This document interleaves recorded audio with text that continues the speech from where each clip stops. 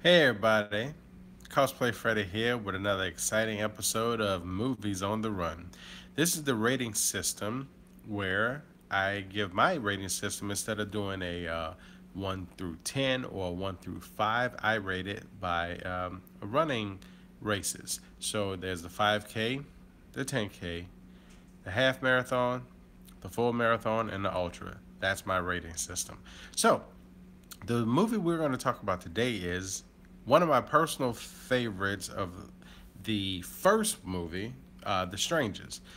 Now, The Strangers Pray at Night basically had virtual unknowns, except for I think it's the guy from Grey's Anatomy. Again, not prepared for this one. This is kind of off the shoot, off the cuff um, movie review. So I promise in future episodes I will be a little bit more knowledgeable as far as cast and crew and all that good stuff. But the one thing I want to talk about with just to go back a little bit further is the original Strangers, which was I think Scott Speedman and Liv Tyler.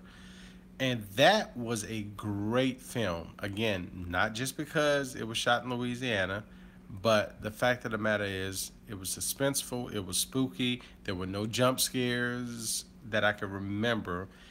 But I always have this thing about the Strangers, as I said that they deserved everything that happened to them for being stupid. What I mean by that is somebody knocks on your door at let me see. Oh, you saw the Strangers? Yeah, strange. Yeah, it does rock. Thanks, Eggman rocks coaches. Um, somebody knocks on your door at Old Dark 30. You don't go to the door without a weapon, and you're sitting up here entertaining someone. Yeah, you deserve fucking everything that you got. I'm sorry. And such was the case with The Strangers Pray at Night. And I will say this, I am glad that they did not call this The Strangers 2. Yeah, definitely go see it. Definitely go see it. It's definitely worth a watch, Eggman. But it's like one of those things where you needed a subtitle uh, to go with The Strangers. Like, I can honestly see The Strangers being a franchise, maybe, well, obviously a trilogy. I can see a trilogy, but maybe we'll be stretching just a little bit in the fourth installment if they decide to make one. Um, Now, I will go into my likes and my dislikes about the film, but overall, obviously, this will be spoiler free.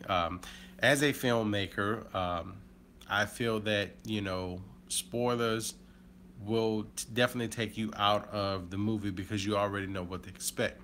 Now, we all know the formula of the strangers. The strangers, they appear at a house in some, almost remote location.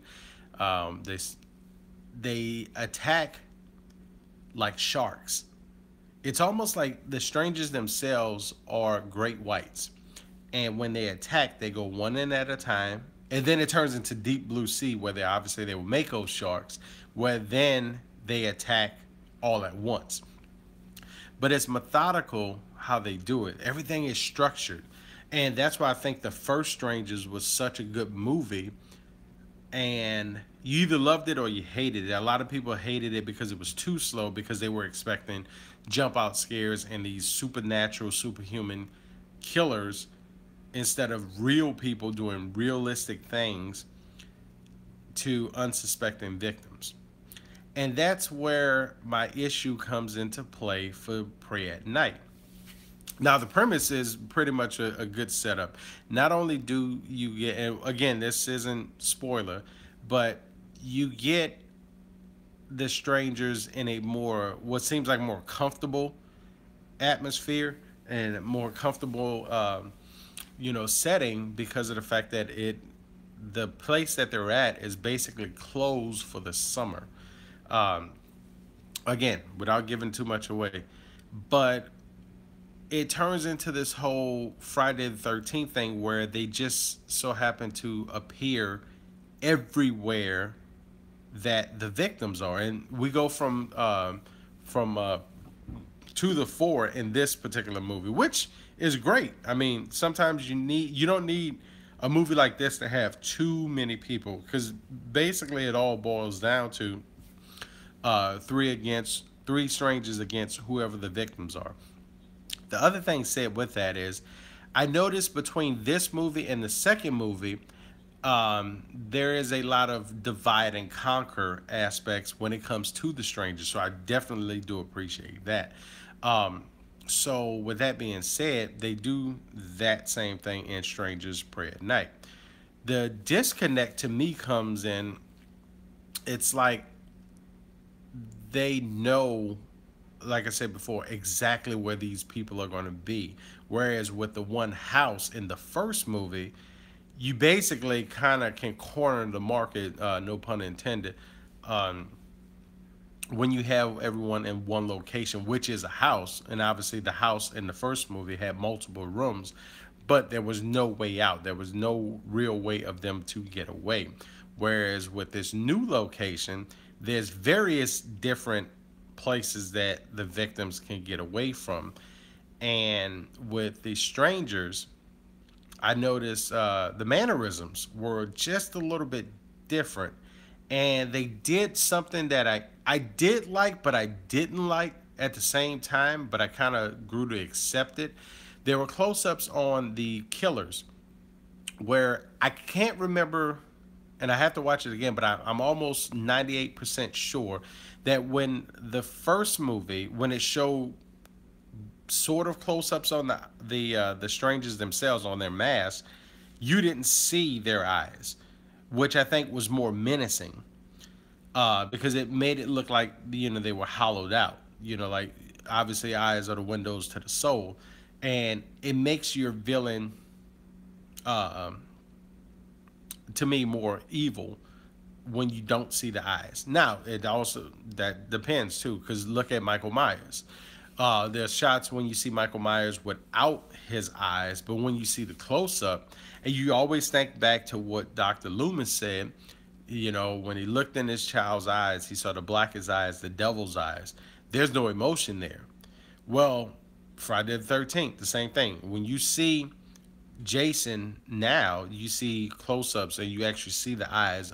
And I know, like in part 7, when the Honorable, Kane Hodder was in this, you saw his eyes. And obviously with Jason Lives, I can't remember the Jason that portrayed him, but a lot of times when you see Jason now, you do see the eyes. But in this particular case, I think it kind of took away for a little bit until you get used to it. The fact of, these are people. The strangers are people that are just going on a killing spree. Um, no particular rhyme or reason. They just do it. Um, and with Sackhead, that was the one that kind of threw me out the most, because when you see his eyes, it's like, oh man, like, really? Because I thought that, it was just, hollowed out, or not hollowed out, but like a black sheer over his eyes, to kind of make him more menacing. But then you actually see his eyes in this one. But the deadpan stare is not there. Like, you almost feel like they're waiting to blink and stuff like that. So obviously, yeah, they're not superhuman. They're not these there are super evil folks, but they're not like these superhuman, supernatural killers.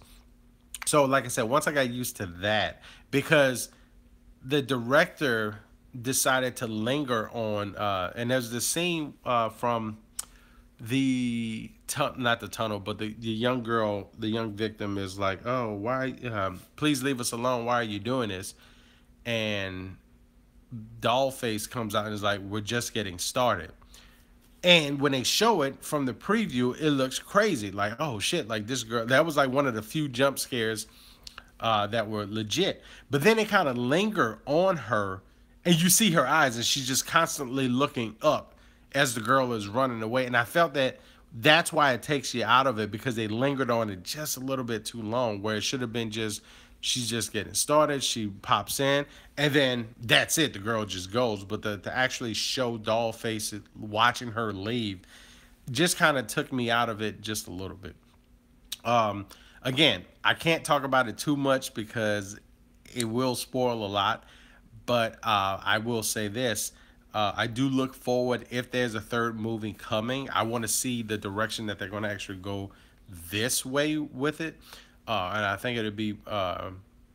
I think that whoever decides to do the third movie, because obviously it made some money, um, but whoever does the third movie, if there's a third movie, pay attention to the two things that both movies did great and also that they messed up on, and then come to a common ground in between.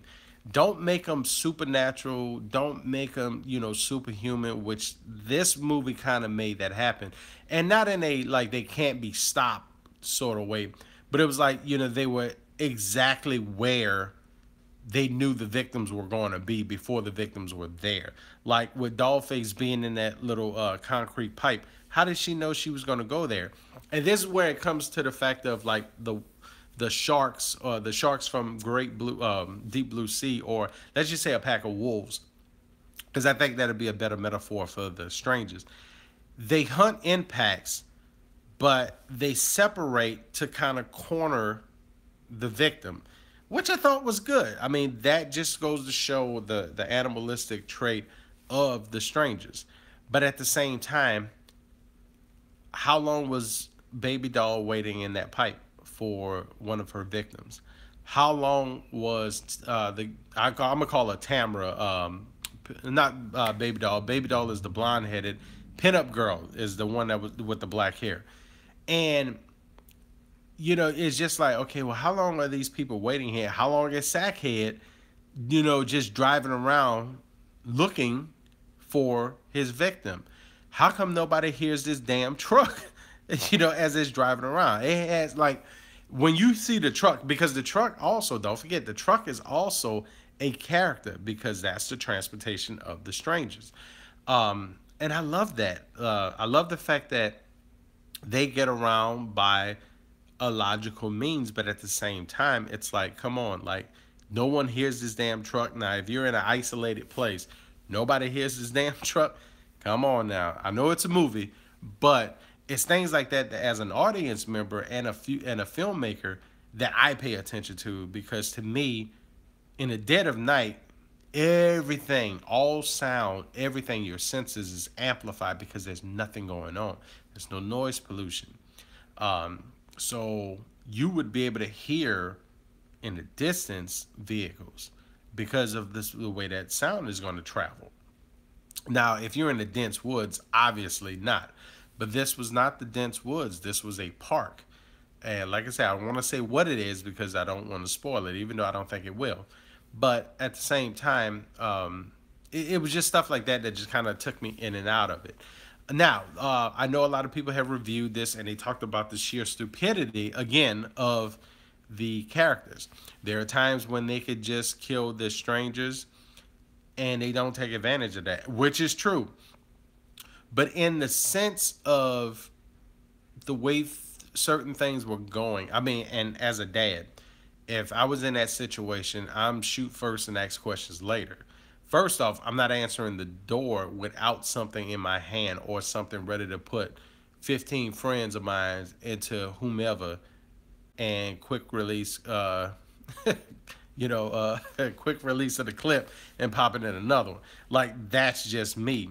But I'm pretty sure, like, the general public, some of the general public, not the entire, but some of the general public would think that way. Like, okay, hey, like, why would you not shoot? Why are you giving your captives chances to live, to kill you? And honestly, there was a situation where the movie could have been done in about 30 minutes. Like, The Strangers, actually, if they would have went this route, The Strangers would have been about 35 to 40 minutes long. No bullshit. But because they tend to do stupid things like, they'll shoot or they'll hit something, and then they do the old 80s thing where they drop the weapon to go inspect. No. Did we learn anything from Zombieland? Double tap. Always follow up with the double tap. But I mean, it's stuff like that obviously it's a movie, and you get to a point where you're cheering for the villains to see what they're going to do, as opposed to the heroes or the final girl or final boys of the movie or the victims. It was stuff like that that kind of took me out of it. Not overall to hate the movie, but just like, okay, yeah, they did that. And I have a friend named Devin who always says that he hates movies where the villain, and I know that in a way this kind of this will get to the point, but it'll come back to the point. But he hates movies where the villain is doing all this damage throughout the entire film, but then when it comes to the third act, all of a sudden the villain is stupid. Flip that around with the heroes, or I'm sorry, the victims of the Strangers film. They do all of this stuff to evade, but yet they never seem to be able to get away. Like that's what was like kind of crazy, you know, to me for this movie. Now, with all that being said, will I watch The Strangers again? Yes. Will I buy it when it comes out? Yes. As a filmmaker, I think it was a very bold choice to make it this way. Oh, and the pace. That was one thing I did forget to mention. The pace is a lot faster in this movie, whereas with the original, it was slower. And I don't want to me, it didn't take long to get to the point, but it was just one of those, like, if it was a home invasion film, and if these guys pretty much felt like they had all night to do this, this is how long it would take them to do what they needed to do.